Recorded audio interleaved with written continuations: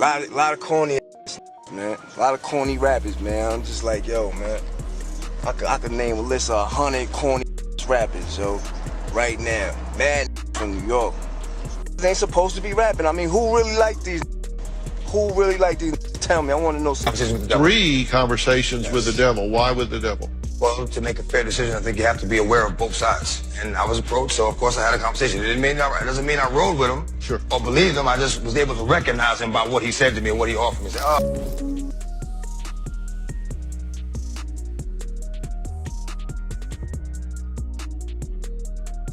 What if some of the biggest secrets in hip-hop were never meant to be heard? Imagine famous interviews just disappearing, erased from the internet like they never happened. That's exactly what happened to DMX and Prodigy. Both legendary rappers tried to warn us about something dark behind the music industry, and not long after speaking out, their voices were silenced. Some say permanently. That was formed like in the 1700s, something like that, 1600s. This dude named Adam Weishaupt. He started this group of people, like powerful, rich people that basically shape popular opinion and the way, the world is gonna move forward. DMX spoke about more than just shady contracts. He called out powerful names like Diddy and Jay-Z. He didn't hold back. In fact, DMX said he had real conversations with the devil, 3 of them, not in a spooky movie way, but in the form of people offering him deals that felt evil. He said these people tried to control artists, push them into selling out, and take away their freedom. Then there's Prodigy. He spoke about secret groups pulling strings, not just in music, but in politics and everyday life. He even wrote a letter from prison, claiming Jay-Z chose to side with these powers. Prodigy said it wasn't just about music, it was about control, money, and keeping the truth from the people. A lot of times people say, you're a conspiracy theorist, you watch too many movies or something like that, But a lot of stuff I was learning was very real. That wasn't the whole story. In the next part, we'll look deeper into how DMX's battles with the industry turned personal, especially with Diddy and Jay-Z, and how things took a dark turn behind the scenes. DMX wasn't just calling out the music industry, he was living a battle inside it. Back in 2007, he stepped onto the stage at HBO's Def Poetry Jam and dropped a powerful poem called The Industry. It wasn't a performance, it was a warning. He told the world that the industry didn't care about talent. It cared about control. They didn't want artists to be themselves. They wanted them to dress a certain way, talk a certain way, and follow the rules. DMX said if you didn't play their game, they'd push you out. He rapped about vultures circling artists, waiting to tear them down. He called out how the industry used people, then tossed them aside. His words hit hard. The industry don't care about you, but they couldn't make a dime without you. That line wasn't just poetry, it was the truth. The industry, man, it's not the same. Doesn't have to do with talent, it's about playing the game. The industry, real niggas is dying to get in. The industry, just to find they don't fit in. The industry ain't what it used to be. The industry's trying to control the way you MC. They want you to dress like this and talk like that. But I'm going dress like this and talk with the bat. The industry, got your word meaning nothing. The industry, fuck what you heard, cause he's bluffing. The industry, money, bitches, hate, but I dare you to try to take a fucking thing off my plate. The industry like, wait! But in the streets, we like, get 'em. 17 up in that thing. Catch them sleeping and hit 'em. The industry, if you ain't got a strong mind, the industry will break you down, it's a matter of time. The industry, vultures with nothing to feast on. See me, I'm getting my beast on. The industry, stay in the dirt, play in the dirt, test the wrong one in the industry and you will get hurt. I'm not an industry artist, I'm an artist in the industry. So I do what the fuck I want because nobody can finish me.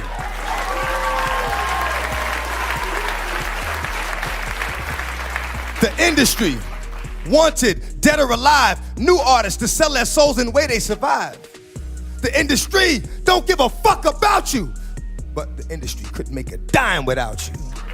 He also talked about deeper forces at work, evil ones. DMX believed some people in the game were tied to dark energy, and when he said he had conversations with the devil, he meant people tried to offer him things, deals, power, fame, but at a cost. He didn't name names in that moment, but later interviews and jailhouse talks made it clear the people offering those deals weren't just strangers. You let me know. I got some time. I first came to Arizona, man, and I remember one day coming from the studio at 6 o'clock in the morning and pulling over on the highway. Be like 4 cars, just to watch the sunrise. And it was at that point that I fell in love with Arizona. I said, you know what, this has to be God's country. You know, because I'd never seen anything as beautiful as that sunrise. Then I met the devil in God's country. You know, and it's not so much who, it's what, you know, what happens and the things that the devil does. It's not so much a person, even though he acts through people. You know, you can't call one person the devil. Joe Arpaio? You know, you can't call any one person the devil. You can't do that because no one person has enough power to be the devil. You know, and you know, it's through all these hardships that I realized that, you know what, this is God's country because I met the devil here. Because if I hadn't met the devil here, I wouldn't realize I was strong enough to overcome the obstacles that the devil would place in my path. And it's by overcoming these obstacles that I realized that this is God's country. Because he helped me get over these obstacles. He helped me get over these hurdles. Okay, so but when you're done here, when you're out of here, I'm not looking back. you're not coming back? No, I'm not coming back. I'm not coming back for a show. I'm not coming back for a visit. I'm not even driving through the states. If I'm in a plane and they're gonna fly over it, I'm gonna go around, okay?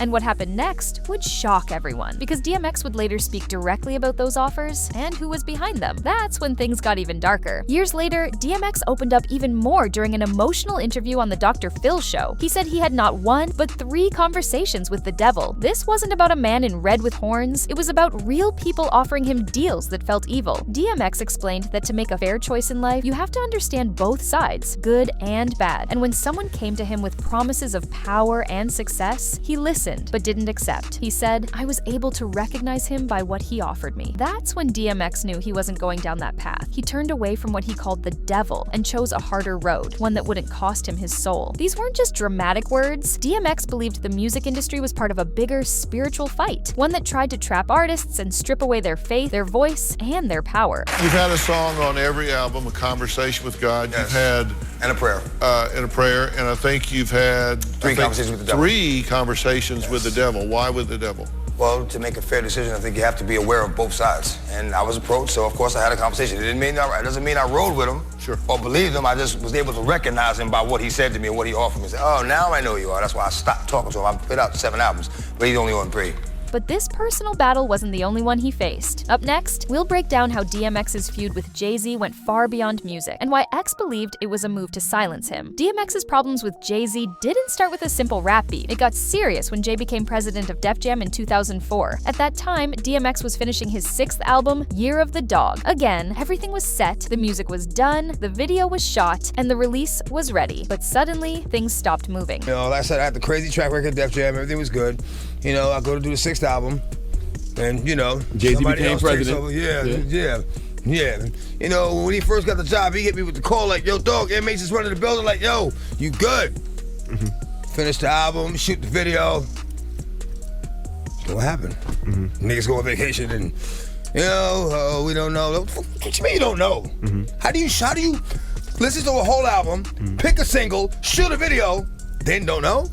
DMX said Jay-Z blocked the album on purpose. Why? Because Jay had come out of retirement and didn't want competition. DMX felt betrayed. He had a strong track record at Def Jam, but now the label he helped build was pushing him aside. Jay-Z made it sound like he supported DMX, but his actions told a different story. And to DMX, it was clear. This wasn't just business, it was personal, but the tension didn't stop there. Next, we'll reveal how DMX linked Diddy to dark dealings in the industry, claims that would later make headlines in shocking ways. DMX didn't hold back when it came to Diddy. In one interview, he accused Diddy of doing serious harm to his own artists. Some fans thought X was talking about financial abuse, robbing artists through bad contracts, but others believed he meant something even darker, especially with all the recent allegations against Diddy. DMX talked about industry people who invited artists to dinner or shopping, pretending to help just to gain control over their careers. He didn't say Diddy's name right away, but the hints were strong. 50 Cent once said Diddy asked to take him shopping, and that story made DMX's warning sound even more for real. To X, these weren't just weird stories. They were signs of a dangerous game happening behind closed doors. He believed some people in power were using kindness as a trap, and he wasn't the only one speaking up. Coming up, we'll dive into Prodigy's powerful warnings about secret groups and why his voice may have been silenced too. While DMX warned us through music and interviews, Prodigy from Mobb Deep took a different route. He spoke directly about secret groups, what many call the Illuminati. Prodigy believed powerful people controlled not just hip-hop, but the entire system: government, money, even religion. He said these elites worked in the shadows, pulling strings while the world stayed blind. Prodigy didn't just talk, he wrote about it. In a letter from prison, he accused Jay-Z of knowing the truth but choosing to side with the darkness for power and fame. He said Jay was helping hide the truth from the black community and promoting a lifestyle built on lies. Prodigy made it clear he wasn't scared. He said he would speak out until someone shut him down. And sadly, just months after releasing an album full of these messages, he died suddenly. But the details around his death raised even more questions. Next, we'll look at what really happened to Prodigy in that hospital and why so many fans believe it wasn't just an accident. Prodigy's death in 2017 shocked the hip-hop world. Officially, it was blamed on complications from sickle cell disease, something he had battled his whole life. But the coroner's report raised eyebrows. It claimed he choked on a boiled egg while in the hospital. That explanation didn't sit right with fans, family, or even industry insiders. His family later sued the hospital, saying staff failed to properly care for him. They claimed nurses ignored doctors' orders to watch his oxygen levels and IV. But even then, no one could explain how he choked on an egg in a medical facility where he was supposed to be closely monitored. Many fans believe Prodigy didn't just die, he was silenced. Just months before, he dropped an album that went deep into secret societies, government control, and dark agendas. He even started working on a musical about the Illuminati, and Prodigy wasn't the only one trying to uncover the truth. Coming up, we expose how Liar Cohen, a major music executive, fits into all of this, and why his name keeps coming up. Liar Cohen isn't a rapper, but he's one of the most powerful men in hip-hop. He helped launch the careers of major artists and worked closely with people like Jay-Z. But behind the scenes, Liar's actions raised serious questions. He once admitted to signing artists who promote drug use, even though he knew it was harming young people. When asked why, he said, "I got people to feed. I run a business." Some even believe Liar has deeper ties to the government. In an interview, he slipped and revealed that his mother worked for the Israeli government and that he once worked at Bank Leumi, a major bank in Israel. That made some viewers wonder if he was more than just a music executive. Jay-Z once called Liar his mentor, and that connection has fans questioning whether Jay's rise to power was helped by people with secret agendas. But the most chilling moment came after DMX's death. Up next, we break down Liar's shocking comments about DMX and why they felt more like an attack than a tribute. After DMX passed away in 2021, many fans and fellow artists paid their respects. But when Liar Cohen spoke about him, people were stunned. Instead of honoring X's legacy, Liar called him a gremlin and said his death wasn't a surprise. He claimed DMX was reckless and always looking for a wall to crash into. To many, it sounded more like blame than grief, and it didn't stop there. Liar later claimed he helped DMX's career, but others who were close to X, like Irv Gotti, told a different story. Gotti said Liar and Jay-Z laughed at the idea of signing DMX. They didn't believe in him. They even mocked his voice, saying no one wanted to hear him bark on records. But DMX proved them wrong. He brought raw energy back to hip-hop and led a movement away from the flashy, polished image labels we're pushing. Still, the disrespect after his death left fans angry and suspicious. Next, we reveal what Prodigy's final letter from prison said and why it may have sealed his fate.